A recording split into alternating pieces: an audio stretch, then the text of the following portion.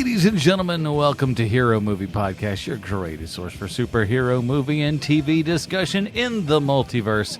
I'm your host, Adam Porters, and I'm joined by sweet Shanza Kovacs from the internet.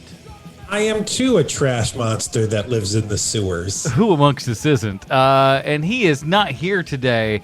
He had quite the emergency he had to take care of, and our own Bruce Leslie, anime dad himself. I'm really... you do what you got to do. That said, we're all the worse off for Bruce. You know not what being that here. means? That means, Adam, that you and I have to fight in hand-to-hand combat to see who's the new anime dad. There could only be one anime dad, And I got to tell you something. I forfeit. You could be anime dad. Well, here's the problem with that, young sir, is that I am not an actual father. You, however, That's true. That is true. A doubled over father there, so you got it twice as bad. But we are talking this week about the first 3 episodes of Trese. It is available on Netflix, and this came to us from our supporter Jim. Jim is our quiet Filipino gentleman from the Philippines, as the name would imply. And Jim wrote in, told us about this series and stuff, and it was available on Netflix, at least where he was. Hopefully it was here, and sure enough, it was. I watched the trailer, and I said, you know what? Because Jim has been, the longtime fan that he is and everything, why not? It's also interesting. Like that's the, it's not some dumb thing that, What are you talking about? We don't do anything that's dumb on this show. It's always hyper. Let's watch Teen Titans Go versus the Teen Titans. Like, no, thank you. This is interesting. At least it's different. But we'll talk about all that in not too awful long here. Before we do want to say a giant thank you to everyone who helps support this show over at patreon.com/HMP. Those people just like Jim who get the pre-show, post-show, and of course the Dinger Zone. We really appreciate that. And coming in again, top of the new month here and everything, Derek and Tim coming in again at the $40 icon level. Derek, of course, co-hosted with us a couple weeks ago. And Tim, if we had more of a lead up to this, we would have asked you to co-host this one. But honest to goodness, It was literally last minute. he was just like, I cannot come today. We're like, alrighty then. No one should be put under that amount of pressure. But and I gotta say this, Adam, because I don't think that we talked about this at all about Derek being on our shows 3 weeks ago now. It's that, Derek, you did a fantastic job for somebody pinch hitting, and you don't know, the ins and outs of like the way that Adam and Bruce and I speak to each other. Not really, like not off air and stuff. And you've got to kind of find your rhythm, especially with Adam and Bruce, who can talk forever. And so to have you be on the show and do such a good job as a pinch hitter, like that, you really did a great job. And I don't think that we've talked about that enough on this show, Adam. No, you're absolutely correct. Anybody that can jump in. And the best part was that Derek also knew kind of the patter of the show enough. He knows the bits. To where it was like, oh, all right, everything feels very comfortable here. He may not be the star pitcher that you remember, but this guy's a relief, and he knows how the game's played. He's familiar with it. Don't worry. It was pretty great. I mean, me making fun of you for not reading, and he jumps in on that. Like it was really admirable. And I don't think that we've talked about that enough. You did great when you were here, Derek. Yeah, so we definitely appreciate that. And coming in at that executive level as well, we have Alex, both the Bryans. Bryans, never separate, please. Of course, Matt Schnapp here. And coming in, Jessica Berry actually jumped up her donation from $5 a month to the $20 a month executive level and everything. So we'd like to say a big old giant thank you to Jessica this week as well. Yes, thank you very much. That's awesome. That's the best part, everybody, is that, and of course, everyone who is in below that, especially the $5 a month, $5 people, you really are kind of the crux of everything. There's one more new one that we've got. I was so busy this week that I didn't have a chance to send it off to Sean. We will get you next week, our new Canadian listeners. So I knew that because it was in Canadian dollars. and I got to tell you, I have been on a roll with our HMP nicknames lately. Just ask Jessica Berry. Jessica Berry liked her nickname so much that she was like, you know what, the night cheese is going to give you a little more money. Yeah. It certainly works, and if you get up to a level, then you can also co-host a show when somebody has working on the night cheese. Very good. So if you'd like to get in on that, and of course help support this show as well. There's so many other shows out there where you're going to listen to 20 minutes worth of ads that you got to fast forward through and all that kind of junk. We don't ask you to do that. We just ask you whatever you get out of this show. And if that's nothing, that's fine. We thank you for listening. Thanks for downloading. And that's all Adam's doing, because if it were up to me, thered be 15 minutes of commercials, and I'm not kidding about that. Yeah. Now, and honestly, there are people who send things in that are like kind of wannabe sponsors and stuff. And if they don't even get to what we have the Patreon people, I don't even think about it. I don't even think about it because it's not worth our audience's time for us to read through a bunch of ads and stuff that they don't want to hear in the first place. We all do it. We fast forward through it. Any podcast that you listen to, when you come up on those ads, especially if they're good ad readers, you'll hit that 60 seconds and then boom, you're right back into the rest of the show. You don't have to worry about that here. Just There's once a only month. one show where I will listen to the ads, and we can talk about that off air. Oh, I think I know who we're talking about. Maybe. Mm-hmm. But do that. We appreciate that. Patreon.com/HMP. Whatever level that you end up joining at, you get all the benefits and everything. Just make it something that means something to you, and we really appreciate that. And if you're pardon me, a little who there. If you're on the podcast 2.0 things, such as your Breeze or Sphinx chats or anything else like that, boost us up that way. We really appreciate that as well. Let's get into it. Here is the trailer for Trese, available right now on Netflix. Apparently the train broke down over the Guadalupe Bridge. Service crew found it like this. Lots of blood, no bodies. And a pile of missing persons reports. Tabi-tabi po. Greetings, young Trese. Good evening, Nuno. There was a time when magic in the world was a natural part of life. That age has passed. People fear what they don't understand. That's why our family has always been the bridge between mankind and the supernatural. What the hell are we dealing with? A lot of tribes are on edge, making bad deals with banner folk. That balance you and your father have tried so desperately to maintain is at its end. You're treading on very thin ice, little Trese. Can't be too sure about the underworld these days. Please help me. You are the Babaylan Mandaringba, healer and warrior.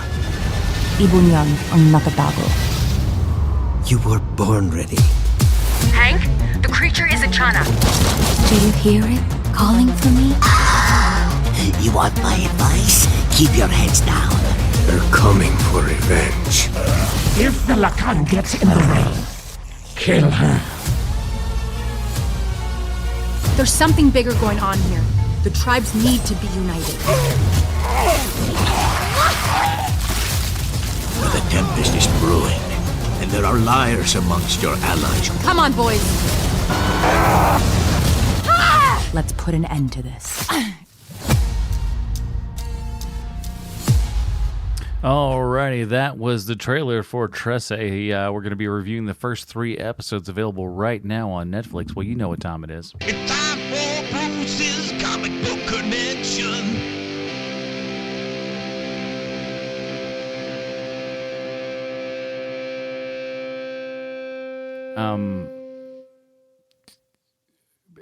Bruce isn't here this week. It's time for Bruce's Comic Book Connection. All right, look, so the fact is that Bruce had to bow out before we had a comic book connection. But don't worry, because we got the IMDb plotline. That's something, right? It sure is, and try to get the cadence right. And I can only get his cadence right at the very beginning of the comic book connection. Where here we are. It's in 1993. Hakuna Matata.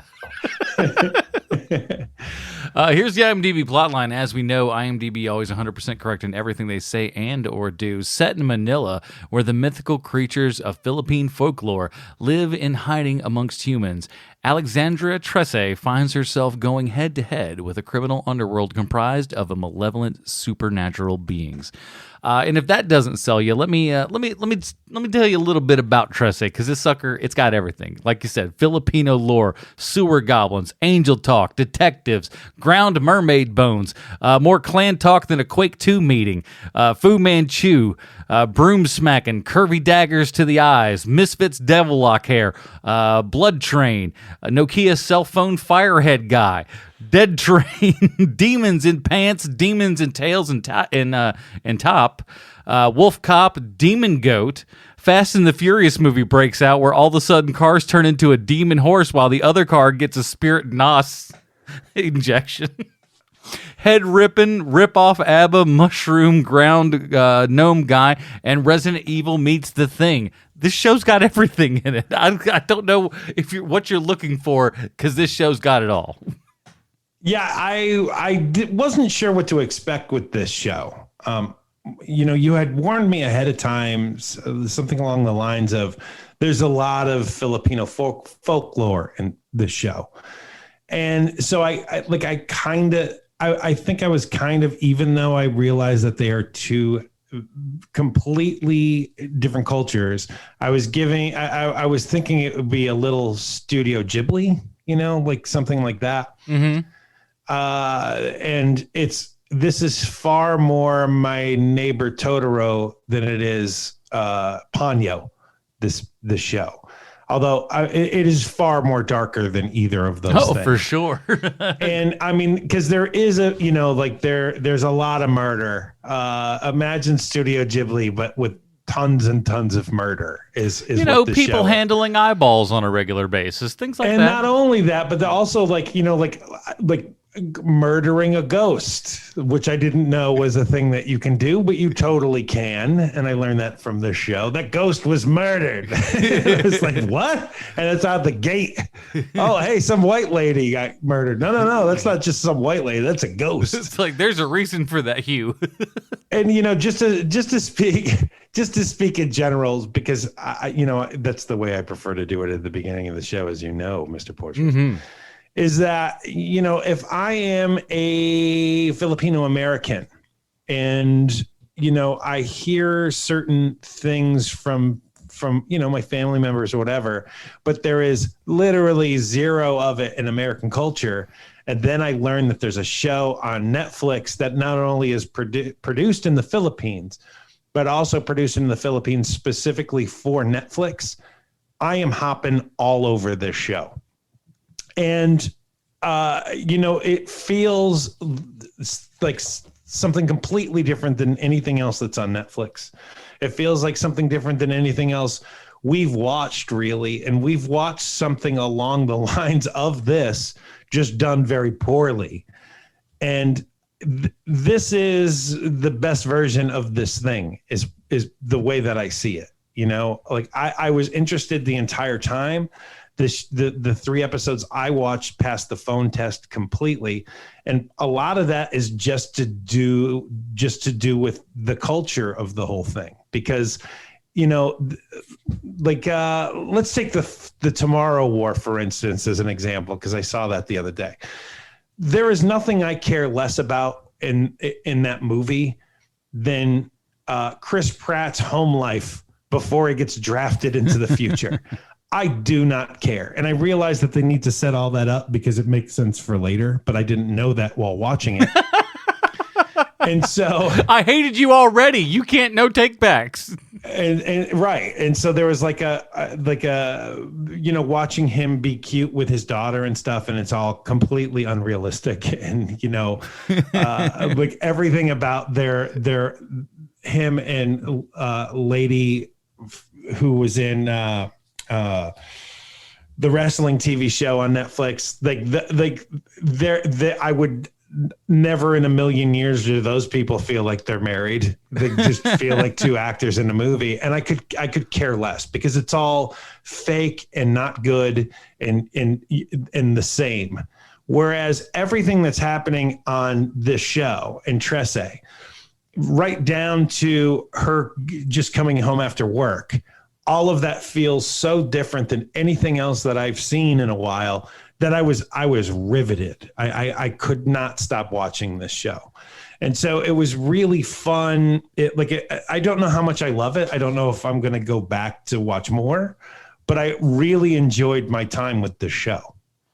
Yeah, it is strange. And like one of the kind of nice parts about it, and I tend to like when movies and TV shows and stuff do this, is where you just live in that world right away. We don't give you too much explanation. This is not a show that sits you down and goes, in a million years ago, there was a demon that blah, blue, blue, blue, blue. There's none of that crap. They throw you down in the middle of the story, and you have to start putting things together enough for yourself that you know exactly what's going on here, because they're not going to hold your hand on it. And I like that. It creates this lived-in world that was always good about like Star Trek: The Next Generation. The reason Star Trek: Next Generation, as far as like from the technology standpoint and everything works, is they just kind of said stuff. They said stuff, and it made enough sense to where you were just like, I buy that. This is that exact same way.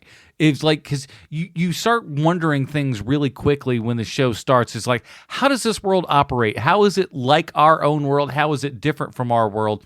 And there's so much stuff that goes on. You have to like really start throwing away any idea that this is going to resemble anything what real life is like, because there's none of that in there. But that's the reason that you also like it, is that it's nothing that you've ever seen before, and especially, as you said, with coming over to an American culture where we don't, we're not steeped in any of this folklore or anything else that's like that, and who knows to what extent that is. Maybe some of our listeners can let us know. It'd be nice if Bruce was here, because his wife is Filipino, and that's like, do you know of any of these stories? I'm sure she probably has told him something about that in their watching and stuff. He's not listening to her. He's coming up with his own comic book connections. Honey, yeah. I've decided to have Superman is talking. I've decided to have you write the comic book connection this week, dear. Good luck. I would imagine that he probably has heard some of it, but this isn't the cards we were dealt. We can't keep wishing Bruce was here. It's true. The thing that this show has going for it the most, other than its not sameness, which I just enjoyed the crap out of, that it just feels so different than anything else we've watched, is that it is a stylized show. Like, everything feels correct when you're watching it, and maybe it's all wrong. Maybe somebody from the Philippines is like, nope. But I mean, you think that's what Manila looks like, you piece of garbage? Exactly. What a mess. Because if I've bought, we've all seen those things. If you see skylines or whatever, places that you've lived, and you're just like, no, that's incorrect, or something like that. But it feels right. I mean, as an outsider, it's like, seeing an American portrayed in a foreign movie where you're like, oh, that's what they think Americans are like. That's awesome. Like, no. That kind of thing. But I really enjoyed not only the animation style, which I found interesting, that I liked it, because it's that kind of style that when I'm like, if I walk through the room on something my oldest daughter is watching, it just feels all the same to me. Where like I'll be walking through the room, and all of a sudden there's a guy on a very small planet running around with a halo over his head, and I'm like, is that guy dead? What is happening with that? Like, I couldn't, and it all feels the same as a guy who's a sailor. So like, this feels a little bit like that animation style, but it's different enough to where it's its own jam. And that's what I really liked about it, is that I think I'm going to be able to tell when this comes on again. Like, if I'm not the one watching it, if somebody else watches it, I'm going to be like, oh, I know what this is. And that's interesting, because it has that same feel to me as like something like McFarlane art. Like when I was a kid, and you knew McFarlane art when you saw it instantly. Oh yeah. And it feels the same way with the art style for this, where this is its own thing completely. And I like that about it. They have a really interesting mix of a lot of different things in their art style, and to me, that's what makes it kind of stick out and be super unique amongst things that we've seen, is that like your character styles are by and large just your more traditional kind of 2D animation thing. There's a lot of like great 3D backgrounds. There's a lot of stuff that's almost, for lack of a better phrase, motion comics. In a way, these still pictures that they'll add a little bit of something to and pan across and everything, and it's the way that they end up telling the story. It's not just because, you know, and I'm sure that it is a money-saving technique for them to be able to do this, but it's artsy enough to where it is that, but it's also stands in and of itself as a way to tell you this story, not just a way to get it to you cheaper, if that makes sense. Yeah, it does, and it's stylized and lovely, like I says. Super detailed. We were talking off air about how, you know, I don't know how much Filipino stuff I've seen. I've seen a lot of like terrible B action movies that come out of the Philippines. I can think of a few, but or like there's it seems like a lot of zombie movies come out of the Philippines also. Yeah, there's a little bit of stuff like that. I mean, obviously the 70s was super rife with like AIP saying, "Okay, Jack Hill, here's, you know, $500,000. We're going to send you and Pam Grier and Sid Haig to the Philippines with a handful of other people. Y'all are going to shoot 2 movies back to back. It's going to cost us like nothing to do." And because the Philippines is like just, they practically set people up for that, you know, from everyone from them to, you know, Francis Ford Coppola and stuff, using the Filipino army for Apocalypse Now and stuff. That's what I know mostly of the Philippines. Like you said, is those like big birdcage, big dollhouse, you know, your Apocalypse Nows and stuff like that, where they would just go and for pennies on the dime, just go and shoot all of these exploitation films for next to nothing, come back and they make a boatload of money. And those movies are pretty good too. I like those movies.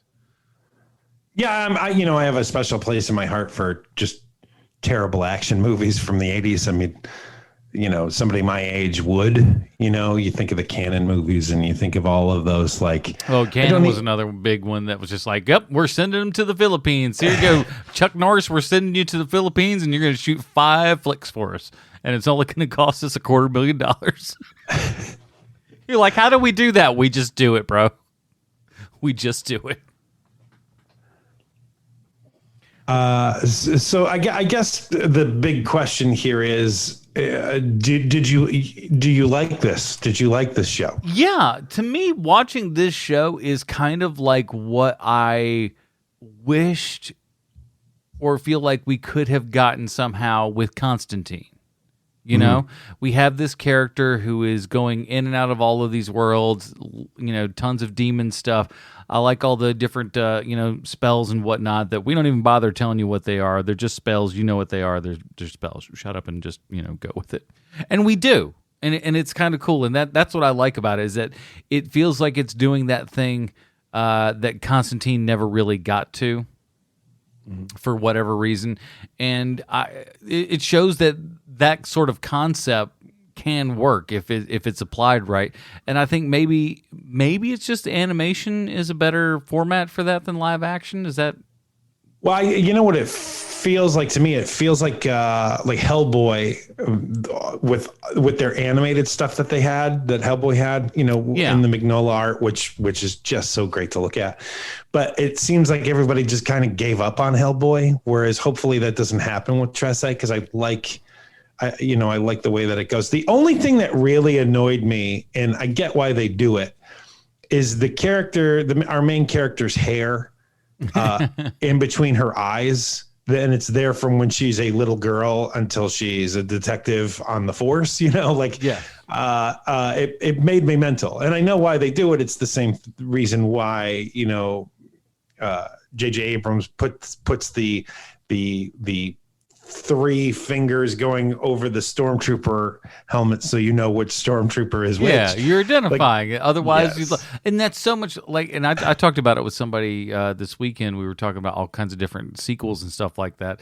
And I mentioned like in Saw 5, it's also like just gray and black and brown, and like you can't tell any of the characters apart because they're all just like, it's a police person in a police uniform or a trench coat, and that's it. At least here, you know, like you have to have something that differentiates characters between each other. And this show certainly does enough of that. Like I love the big kind of giant, you know, what's he, like a demon goat or something like that? What's Right. that guy's like ridiculously cool looking and stuff. And again, there's that weird point where it just turns into a giant car race, and then the dude who is in this car turns himself and the car into this demon that starts running and winning the race. Well, first of all, he's not just some dude. He is a prince. Prince Demon Horseman.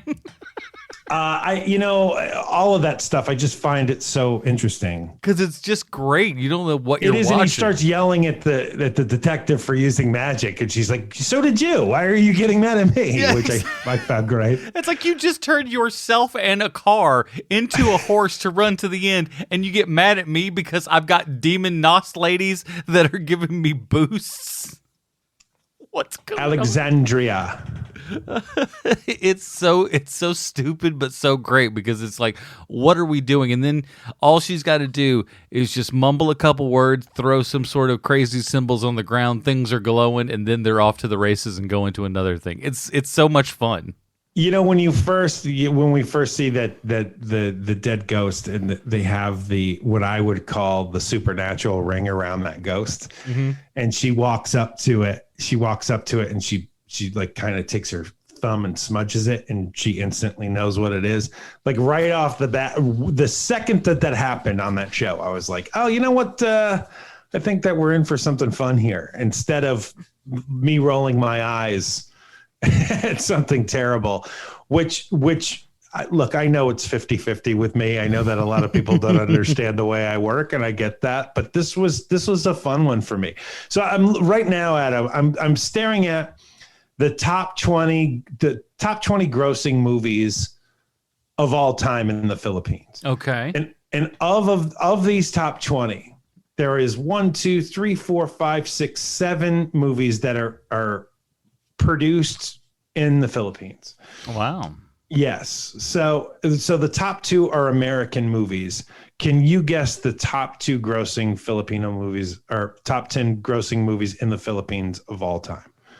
I'm going to say probably Apocalypse Now. And I'm gonna say, listen. It's a stab in the dark. It's not gonna be there, but the Big Dollhouse. That's the one I enjoy. Okay, so I'm either not I'm not using my words correctly so that you understand. Huh. So I think that okay. So there's 20 movies, and they're not all produced in the Philippines. There's 7 of these movies of the top 20 ever grossing in the box office for the Philippines, but they're not all domestic movies. Gotcha. Okay. Yes, to them, they're foreign movies. And so the top 2 are foreign movies, American movies that showed in the Philippines. Oh, that's easy. Then American Pie and What Women Want. Yes, exactly. How did you know that? I tell you, me and the Filipino people, we got something going on together. It's Avengers Endgame. I've been told that the Filipino War. people like me. That's what Jim has written in an email several times, stating specifically that the Filipino people enjoy me. And as far as I'm concerned, that's a seal of approval. It's Avengers Endgame and Avengers Infinity War. There are 7. Yeah. 1 and 2. There's 7 movies that are produced in the Philippines by the Philippines for Filipinos. And there are a few that I'm very, very interested in seeing if we can watch them. There's something at number 12 called The Super Parental Guardians, which I really want to know what that's about. That would be a fun watch. Got the name Super in it. Feels like it's at least halfway qualified already. And there's something, what was here it is, number 14. Gander Rapido, The Revenger Squad. Gander Rapido, The Avenger Squad. Which feels like it might be something great, like Turkish Spider-Man. It's the Filipino Avengers. Man, that would be so great, wouldn't it? I'm all for it at this point, man. I don't think you remember my absolute love for that Russian movie we saw, which was just a ripoff of the Avengers. Oh my gosh, that was just like the CGI mess to end all messes. Oh my god, I love that movie so very, very much. If we can get another one of those, but it's the Filipino version of it. Oh my god, I'm totally down. Yeah, if anybody in the Philippines has a movie where there's a bear with a machine gun on his back who walks around with legs, we'd be more than obliged to watch it for the show. If I knew I was going to have so much time on the episode this week, I would have done, like even an ounce of research, but I didn't. But here's the thing: I didn't know I was going to have to. Let's talk about this though. I love the kind of weird sort of ancillary characters that are around. The little gnome guy that's in the sewer all the time. Oh yeah, the sewer monster guy, that Bobo or Boo Boo, something like that. Where he consists on give me a Kit Kat and I'll dish all the dirt on the street that what's going on. And I love when we have this kind of the creature, it's connected by all the sewers and stuff like that, and will pop out exactly when and where needed at all times. This person who is down at the sewer level has an eye on everything, sees all, knows all, and is willing to tell the tale, if only for a little bit of sweets. Don't forget his living rock sidekick. That it seems like he's not the only one who can do that. There's others who have that too. Yeah, and so. Yeah, and then one of these giant rock monsters comes out, and there's a tiny little guy that, honest to God, I think if there was a live-action version of this, it would be Bryan Cranston in the role of that little, mushroom gnome guy. The movie producer. With the little beard and everything. Mm-hmm. I could see that, but it's so bizarre, it's so weird. But again, one of the cool parts about it is that it doesn't sit there and focus on any of that stuff. It treats it just as anything. I love the idea that, when they're on the train and they go, there are these, lost souls that are here. They're here, but they're also not here. And then she's got to go in to some sort of weird parallel gateway where all of these dead people are riding the bus and stuff. It's really quite strange. And the fact that they don't sit there and, preach it to you exactly how everything works shows you how much, I guess, hope they have in the show that you're not even going to worry about that sort of thing. They're just they just present it to you, and they're so confident with what they've got that they know that you're just going to go, sure, I'm on board. Well, they don't think that their audience are a bunch of idiots, which is nice because we're so used to being spoon-fed when it comes to stuff like this in America, that when there's something that isn't American, they're like, hey, you're going to get it or you're not, but keep going. We're going to keep going. And I prefer that, and I love that pacing. Again, yet again to compare it to the Tomorrow War or whatever that Chris Pratt thing is called. It's not a half an hour of explaining that ghosts are all around you and blah blah blue blah blee blee blue. There's a world of which you've never heard about before. There's not some crazy old man who comes up and goes, "Don't you get it, Alexandria? You are the ghost talker." And it is only you that can bring these ghosts back to the bloopity blop bloop bloop. There's none of that stuff going on. Right, and that's why I like it. I prefer that to the exposition dump of the G-man in mirrored sunglasses who has to explain things to you, and he's carrying a folder. Give me this every time. And we do have a couple of interesting, backstory flashbacks and stuff that are all told in kind of this black and white sepia tone sort of thing. And those really work. They give you enough backstory, but without feeling like they're spoon feeding it to you because you're a big old dum-dum. They're like, no, let's pepper in a little bit of details about this backstory. So you'll finally start adding these things together and, seeing the story as what it's supposed to be. Yeah. But yeah, I really enjoyed it. Ultimately, I think I'm probably, we'll talk about what we're looking forward to on the second half. Once I think we might end up covering the second half of this, if nothing to get Bruce's thoughts on the first half as well.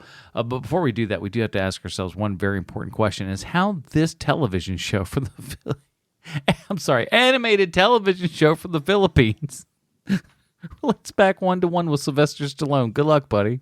Well, I thank you, Adam. I have a prepared statement.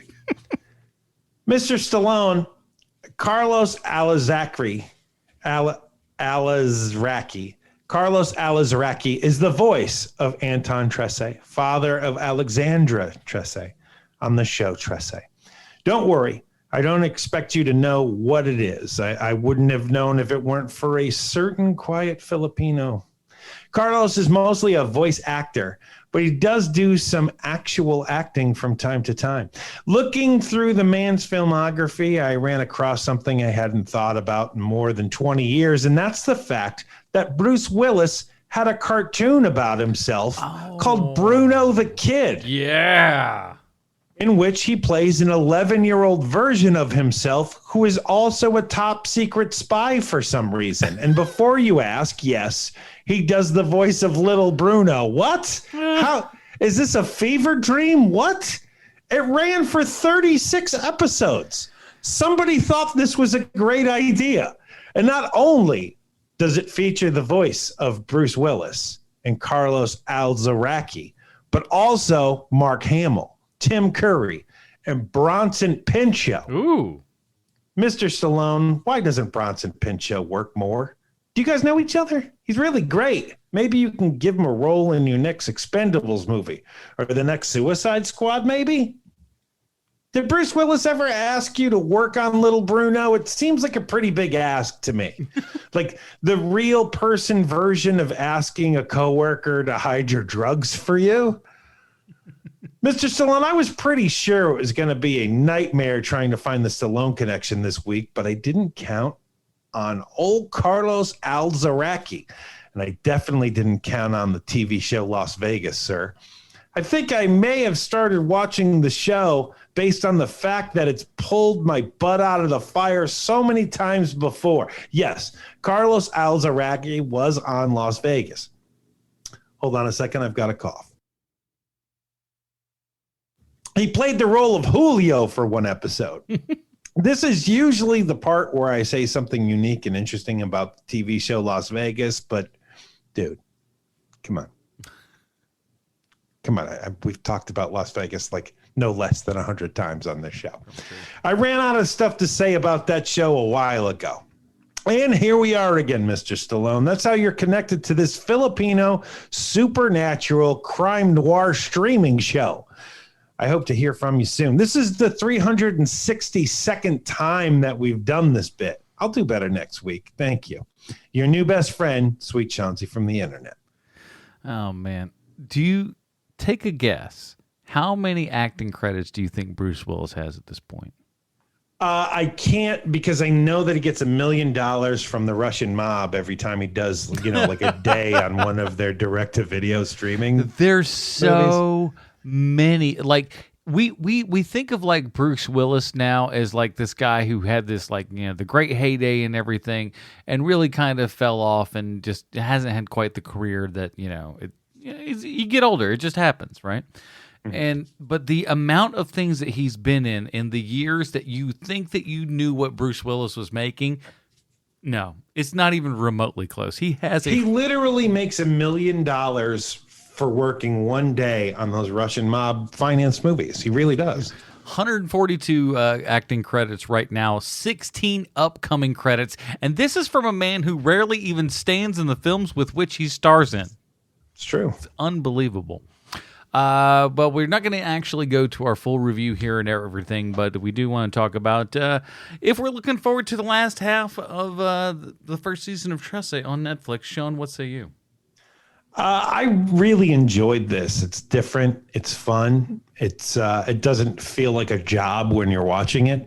It rewards you, quite honestly, for watching it. And so if we're gonna watch this later on for H&P, I'm totally watching it. I don't know if this is something that I would naturally go to on my own, just because it's kind of not my jam. I like it, and I can appreciate what this is, that it's done very, very well.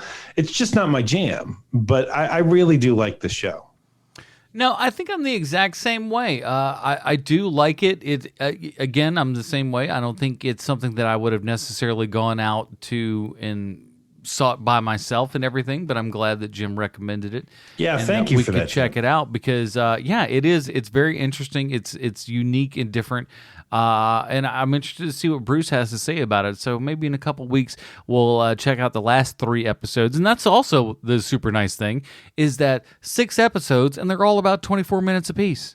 Which also like makes things super easy for me because I've been working all week and then I got home at like 3:00 in the morning and decided I'm like, man, I gotta pound through these episodes so we could talk about them on the show and everything. But thankfully they're nice and short, so I wouldn't mind another hour and a half to finish out this second half of the season, and we'll get Bruce on that and kind of give you that final review here and everything. But of course, we got new stuff coming up next week. But in the meantime, Sean, where can we find more of your work on the internet? We got one of them fancy podcasts called Loki 30 Questions, where each week we ask 30 questions based on the newest episode of Marvel's Loki. And it's usually the 3 of us. This week it will be only Adam and myself, but it's one hell of a time. We got Bruce questions, so it's like he's there in spirit again. So like while he'll have missed 2 shows in the Loki, like his questions are still there. So Bruce's soul still with us. We really appreciate that. So yeah, do check out that. And of course, check out Bruce's YouTube page, youtube.com/c/Bruce Leslie. And old Anime Dad is back at it again, man. He's got a whole bunch of cool videos up there and stuff, and people are watching on a regular basis. So get on that Bruce Leslie train, why don't you? And next week, we're going to be covering Black Widow. That's right. I guess Fast and the Furious isn't exactly blowing up the box office as had been previously thought to be the case and everything, but we'll see if Black Widow can get some booties back in some chairs this weekend, as we'll talk about that next week as well. So that is it, everybody. Join us next week when we're talking Black Widow. For Sweet Sean's a Kovacs on the internet, the absent Bruce Leslie, I'm Adam Portress. Stay super, everybody. I'm Artie and Evie.